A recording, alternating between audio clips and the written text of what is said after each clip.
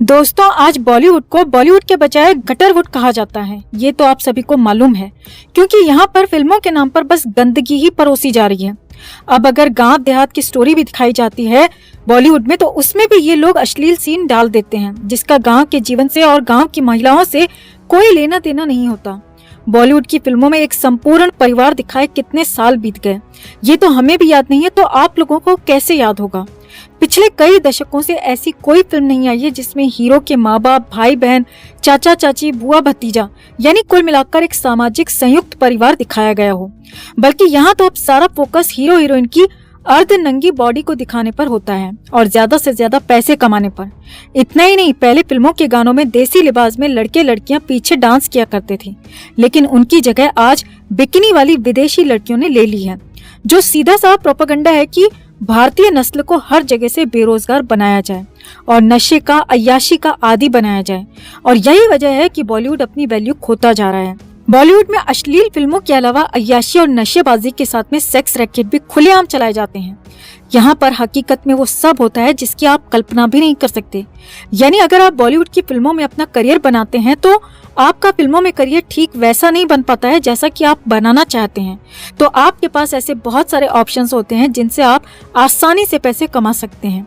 इसीलिए तो बॉलीवुड वालों का एक डायलॉग भी बहुत ज्यादा चर्चा में बना हुआ है, और वो डायलॉग है कि मुंबई इतनी बड़ी है जिसकी बाहों में सब कुछ सिमट जाता है। मुंबई में आने वाला कभी खाली हाथ वापस लौट नहीं सकता। अब ये डायलॉग सुनने में तो बहुत सकारात्मक लगता है, लेकिन असलियत में ये डायलॉग कई लोगों को गलत रास्तों पर धकेल चुका है, और यही गलत रास्ता है जिस पर चलकर एक फ्लॉप अभिनेत्री या अभिनेता एक लग्जरी लाइफ आज के समय पर भी जी रहे हैं। अब दोस्तों, ऐसे एक नहीं बल्कि ढेरों नाम है जो 2-4 फिल्म्स करके बॉलीवुड में 1-2 छोटे मोटे रोल कर पाए हैं, लेकिन फिर भी वो आज के समय पर लग्जरी लाइफ जी रहे हैं। इनमें ज्यादातर फ्लॉप कलाकार और टीवी पर काम करने वाले छोटे कलाकार हैं। ऐसे ही एक फ्लॉप कलाकार के बारे में हम आपको बताने वाले हैं कि कैसे वो सालों पहले छोटे छोटे रोल करके और कई सालों से फिल्मों से दूर रहकर भी ये इंसान शाही अंदाज में अपनी जिंदगी जी रहा है। और ये निर्लज पुरुष है बिंदु दारा सिंह। बिंदु के पिता पुरानी फिल्मों के मशहूर कलाकार दारा सिंह थे। दारा सिंह एक बहुत बड़ा नाम थे। वो अपने जमाने में टॉप के रेसलर भी रह चुके थे, और उन्होंने अपने करियर में जितनी भी फाइट्स की, किसी में भी उन्हें कोई हरा नहीं पाया था। दारा सिंह की हैसियत और रुतबे का अंदाजा आप इस बात से लगा सकते हैं दोस्तों कि उन्होंने अपने रेसलिंग करियर में टोटल 500 फाइट्स की थी, और 500 फाइट्स ही उन्होंने शानदार तरीके से जीती थी। देश की बात छोड़िए, विदेशों में भी बड़े बड़े रेसलर्स उनके नाम को सुनते ही फाइट से अपना नाम वापस ले लिया करते थे। रेसलिंग के बाद उनका झुकाव बॉलीवुड में एक्टिंग करने की तरफ हो गया, जहां पर उन्होंने काफी अच्छा काम किया और नाम भी कमाया। एक्टिंग के बाद में दारा सिंह ने राजनीति में भी अपना करियर बनाया था, जहां वो भाजपा से राज्यसभा सांसद भी रहे थे साल 2003 में। बिंदु उन्हीं दारा सिंह का बेटा है, लेकिन अगर इतने कामयाब व्यक्ति दारा सिंह इस बिंदु के पिता नहीं होते, तो इंडस्ट्री तो छोड़िए, पूरी दुनिया में इस बिंदु को कोई पहचान ही नहीं पाता। ये कभी बॉलीवुड में काम भी नहीं कर पाता। बिंदु जब फिल्मों में फ्लॉप रहा तो उसने टीवी पर भी काम करना शुरू किया, लेकिन टीवी पर भी उसे बहुत ज्यादा सफलता नहीं मिली। बिंदु की हिस्ट्री खोले तो उसका जन्म हुआ था 6 मई 1964 को मुंबई में। बिंदु टोटल 6 भाई बहन थे। बिंदु के पिता एक बहुत बड़ा नाम थे, तो बिंदु ने अपना करियर फिल्मों में बनाना ही था, और मात्र 6 साल की उम्र में ही उसने फिल्मों में डेब्यू कर लिया। बिंदु ने 6 साल की उम्र में पहली बार एक पंजाबी फिल्म में काम किया था। बिंदु ने अपनी स्कूलिंग और कॉलेज मुंबई से ही की है। बिंदु ने ग्रेजुएशन तक की पढ़ाई धक्के खा खा कर पूरी की है। फिल्मों में कलाकार के रूप में बिंदु का करियर 1992 से शुरू हुआ, जब उसकी उम्र 28 साल थी, लेकिन 28 साल की उम्र में भी उसे फिल्मों में छोटे छोटे रोल ही मिल रहे थे। इसके बाद 1996 में करण नाम से एक हिंदी फिल्म में बिंदु ने लीड रोल प्ले किया। ये फिल्म रिलीज हुई तो काफी बुरी तरीके से फ्लॉप साबित हो गई। 1996 में ही बिंदु ने एक पंजाबी फिल्म में भी लीड रोल प्ले किया था। इस पंजाबी फिल्म में दारा सिंह भी एक्टिंग कर रहे थे, और बिंदु के अपोजिट थी फरहान नाज। फरहान नाज तब्बू की बड़ी बहन है, जो 1980 और 90 के दशक में एक मशहूर अभिनेत्री हुआ करती थी। इस पंजाबी फिल्म से बिंदु और फरहान नाज एक दूसरे के नजदीक आ गए और दोनों का अफेयर शुरू हो गया। साल 1996 में ही दोनों ने शादी भी कर ली। इन दोनों का एक बेटा भी है जिसका नाम है फतेह रंधावा, लेकिन इनकी ये शादी ज्यादा समय तक नहीं चल सकी। दोनों ने साल 2002 में मात्र 7 साल की शादी से बोर होकर तलाक ले लिया। इसके बाद बिंदु का दिल आया दीना उमारोवा पर, जो कि एक मॉडल थी। उससे शादी किया और उससे इसने एक बेटी पैदा की। लीड रोल में पहली हिंदी और पहली पंजाबी फिल्म फ्लॉप होने के बाद इसे फिल्मों में छोटे छोटे रोल ऑफर होने लगे। लगी। लेकिन दारा सिंह ने अपने बेटे बिंदु के करियर को बनाने में बहुत ज्यादा मेहनत की थी और बहुत लोगों से सिफारिश भी की थी, और इसीलिए आज बिंदु को जो थोड़ा बहुत काम मिलता है या इसका जो थोड़ा बहुत नाम है वो सब इसके पिता दारा सिंह की बदौलत है। बिंदु फिल्मों में इतने सालों से बस छोटे छोटे रोल कर रहा था और उससे उसे साल में 1-2 फिल्में ही ऑफर होती थी। यही वजह रही कि बिंदु को छोटे पर्दे पर भी काम करना पड़ा। बिंदु ने 1995 से ही टीवी पर काम करना शुरू कर दिया था, लेकिन उस समय बिंदु का सारा फोकस पूरी तरह से फिल्मों पर था। टीवी और फिल्मों में काम करने के बावजूद भी बिंदु के पास इतना काम नहीं था कि वो अपने आप को काम में बिजी रख सके। उसे दोनों ही जगह से कभी सफलता नहीं मिली। बिंदु टीवी और फिल्मों में पूरी तरह से फ्लॉप हो चुका था, तो उसी समय बिंदु की दोस्ती हुई अक्षय कुमार से। दोस्ती के चलते अक्षय कुमार ने उसे फिल्मों में कई छोटे छोटे रोल दिलाए थे।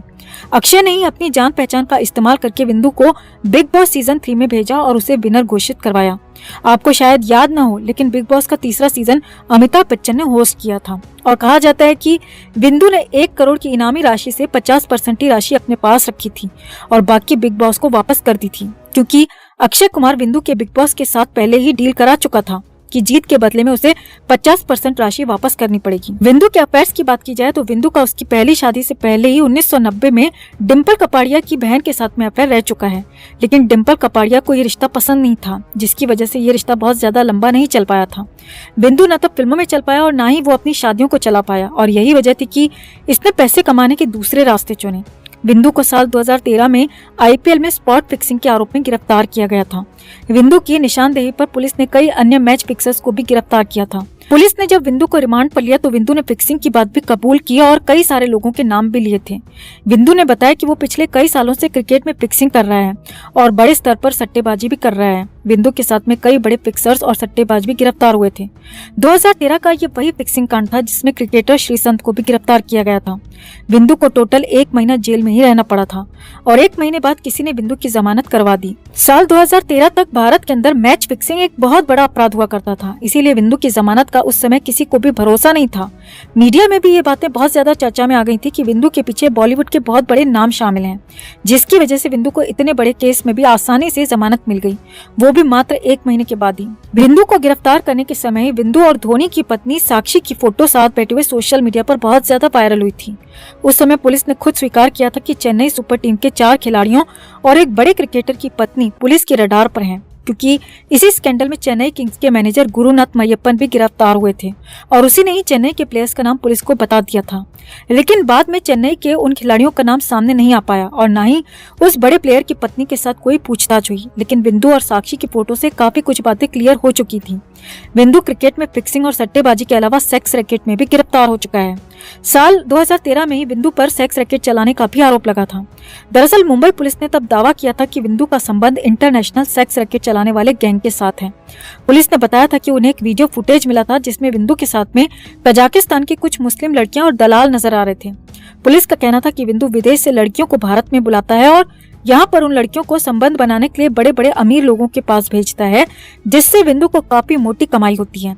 पुलिस ने बताया था कि बिंदु के लिंक विदेशी एजेंट्स के साथ भी जुड़े हुए हैं और वो सेक्स रैकेट बहुत बड़े स्तर पर चलाया जा रहा था। हालांकि इस केस में भी पुलिस बिंदु से बहुत ज्यादा जानकारी नहीं निकाल पाई थी या फिर लेना ही नहीं चाहती थी, और इसका कारण ये भी था कि बिंदु के पीछे हर जगह बड़े बड़े लोगों का हाथ था।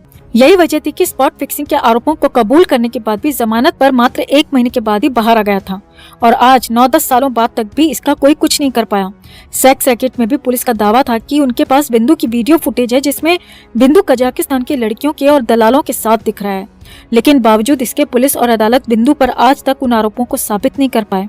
बिंदु आज भी अपने ऐशो आराम के लिए वही सारे काम करता है, लेकिन उसे पुलिस, कानून या संविधान का कोई डर नहीं है।